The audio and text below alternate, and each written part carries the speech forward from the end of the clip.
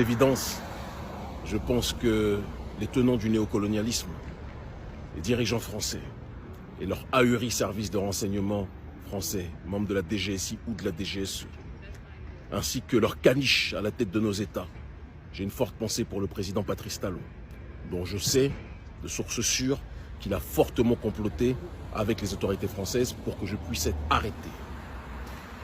Je sais que vous vivez une période difficile, parce que le colon et ses caniches ont fait leurs plans, Dieu a fait ses plans, et Dieu est le meilleur des planificateurs. Vous avez fait l'erreur de vouloir nous briser, vous avez fait l'erreur de vouloir nous humilier, vous avez fait l'erreur de penser nous stopper.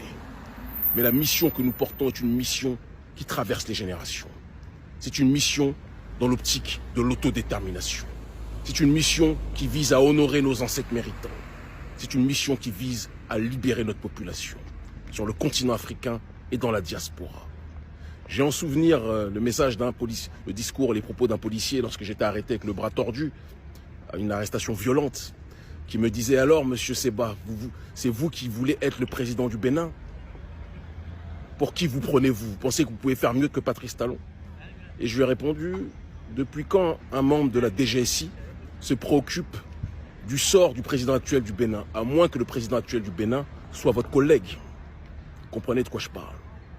Et je lui ai dit: vous riez aujourd'hui, vous ne rirez pas dans quelques temps. Vous riez parce que vous pensez que vous allez me mettre à l'ombre longtemps. Mais vous n'êtes pas dans les plans de ceux qui nous ont mis sur ce chemin. Et ceux qui nous ont mis sur ce chemin, ce sont nos aïeux. C'est eux que nous avons dans notre ADN. C'est pour eux que nous nous battons. C'est pour la justice, la rectitude et l'élévation que nous nous battons.